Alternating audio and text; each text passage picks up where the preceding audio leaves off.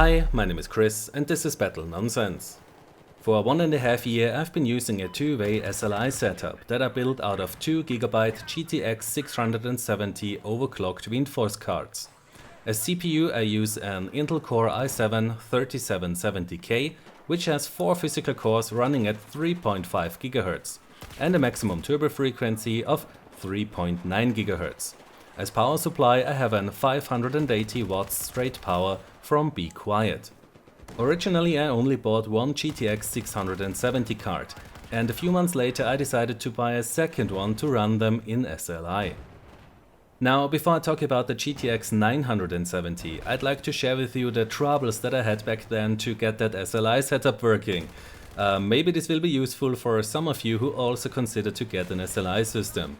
So, to unleash the power of the second card to get more frames per second, you need to enable SLI in the NVIDIA control panel. And you need to do that again every single time you update the drivers. So I installed my cards, enabled SLI, and then I was quite frustrated to see that my frame rate in Battlefield 3 and other games only increased from 80 to about 90. SLI will not double your frame rate, but you should get at least a 50% increase. So I started to look at the load of the GPUs and found out that when I enabled SLI in the drivers, then both GPUs would only run at 70% load. So no wonder that my frames per second only increased by 10 frames. The cards were not using their full power for some reason. So I decided to ask Google about this problem and found out that in most of these cases the CPU is the limiting factor. So I had a look at the performance monitor and there I could see that none of my cores was running at 100%. Not even close, they were below 80%. So I thought the CPU cannot be the limiting factor here. But I was wrong. The CPU can still be the bottleneck because the performance monitor does not tell you the whole story due to the parallel processing that is going on there.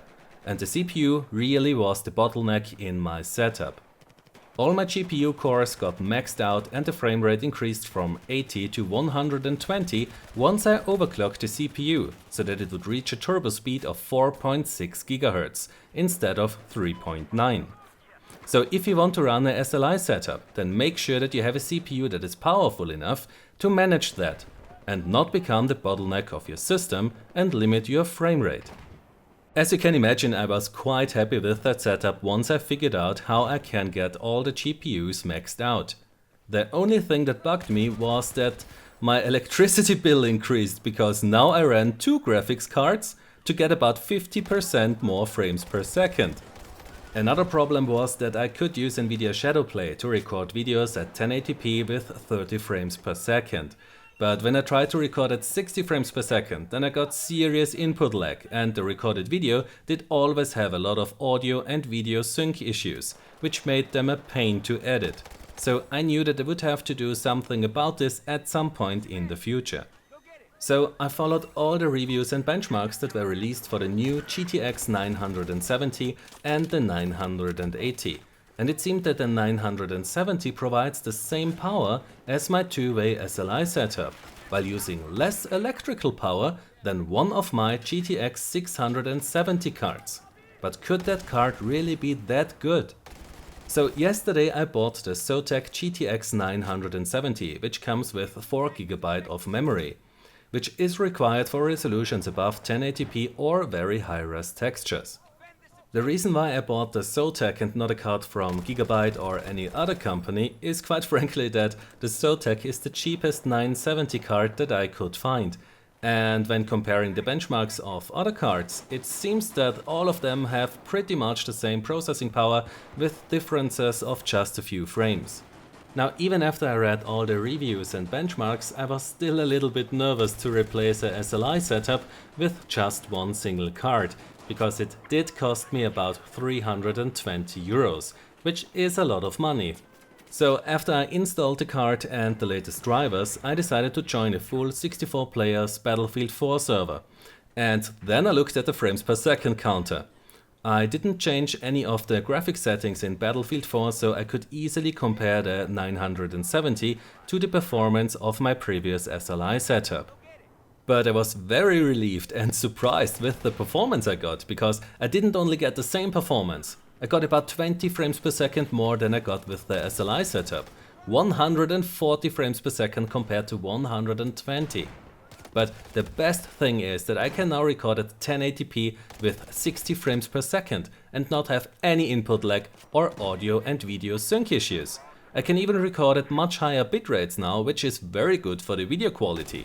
So this card is pretty amazing when you consider that this single GPU is able to do more than two GTX 670 while using less electricity than one GTX 670.